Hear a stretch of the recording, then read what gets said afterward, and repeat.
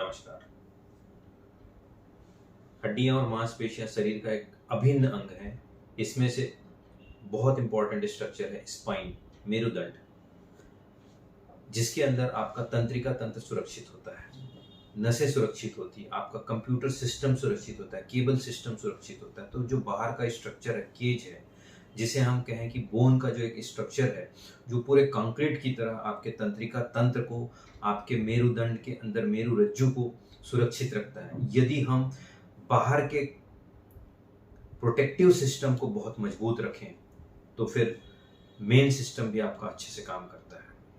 इस world spine day 16 अक्टूबर को मैं as an orthopaedic surgeon, as a joint replacement surgeon and arthritis specialist हड्डियों को मजबूत करने की सलाह दूंगा, मांसपेशियों को मजबूत करने की सलाह दूंगा, हड्डियों को फ्लेक्सिबल रखने की सलाह दूंगा, जोड़ों को फ्लेक्सिबल रखने की सलाह दूंगा और मांसपेशियों को भी लचीला रखने की सलाह दूंगा।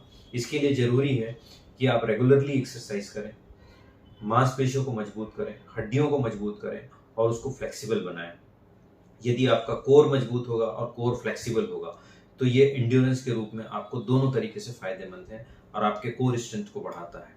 सो इस वर्ल्ड स्पाइन डे पे ये मैसेज मैं देना चाहूंगा कि अपने कोर स्ट्रेंथ को मजबूत करिए और अपने शरीर को मजबूत करके अपनी मैक्सिमम इफेक्टिविटी को उपयोग करें। थोड़ी बहुत परेशानी जो सामान्य दिनों में आती है कि लो बैक पेन है या कोई स्प्रेन है या कहीं पे दर्द होता है, इसके लिए आप सिंपल गर्म पानी से सिकाई कर सकते हैं, बर्फ से सिकाई कर सकते हैं, जरूरत पड़े तो कोई लोकल जेल लगा सकते हैं। इसके साथ ही कोई पेन किलर सिंपल फॉर्म में पैरासीटामोल के रूप में आप ले सकते हैं। लेकिन यह सब डॉक्टर की सलाह से लेना अधिक उचित होगा यदि यह समस्या 3 या 5 दिनों से ज्यादा होती है तो। बाकी यदि आपकी समस्या 5 या 7 दिनों से ज्यादा हो, लंबे समय तक दर्द बना हुआ हो, सूजन हो, लालिमा हो या दर्द असहनीय हो, ऐसी कंडीशन में आप सेल्फ ट्रीटमेंट ना करके स्पेशलिस्ट के पास जरूर जाएं और अपना इलाज कराएं।